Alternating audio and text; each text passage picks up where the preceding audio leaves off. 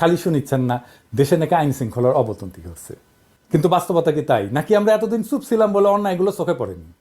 শেখ হাসিনার শাসনে মানুষকে এতটাই ভীত করে রাখা হয়েছিল যে কেউ মুখ খুলতে সাহস পেত না, মনে হয়তো সব ঠিক আছে, কারণ আমাদের ভয় দেখায় রাখা হয়েছিল।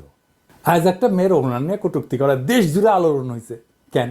কারণ মানুষ এখন আর ভয় পায় না, কেউ তাকে রাতের অন্ধকারে তুলে নিয়ে যায় না, আয়না ঘরে ঢুকায় না, পিটাইতে পিটাইতে মেরে ফেলে না, ছাত্রলীগের সন্ত্রাসীরা হামলা করে না, পোস্ট বুঝতে বাধ্য করে না, ডিজিটাল সিকিউরিটি আইনে মামলা হয় না।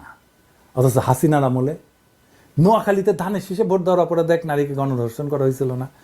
প্রতিবাদ হয়েছিল। ধরেন এই ওড়না নিয়ে কটূক্তির ঘটনা যদি হাসিনার আমলে ঘটতো, তখন কেউ থানায় যাইতে পারতো? মামলা নিতে কি পুলিশ রাজি হইতো? বরং বেশি বাড়াবাড়ি করলে জামাত শিবির বানিয়ে জেলে ঢুকাই দেওয়া হইতো। তখন আমরা চুপ থাকতাম, দেখতাম দেশে শান্তি আছে। যতক্ষণ না অন্যায়টা নিজের উপরে আসে ততক্ষণ কেউ টের পায় না কতটা নিঃশব্দে অত্যাচার চলতেছে। আজ বলা হচ্ছে দেশ অস্থিতিশীল, কিন্তু এটাই তো জীবনের স্বাভাবিক ধারা।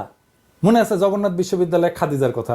প্রথম বর্ষে সেই মেয়েটাকে 18 মাস জেলে রাখা হয়েছিল, সে একটা টক শো হোস্ট করছিল, এটাই তার অপরাধ। সে হাসিনার বিরুদ্ধে কিছুই বলে নাই, কোনো প্রতিবাদ হয়নি, কোনো ক্যাম্পাসে বিক্ষোভ হয়নি। কেন?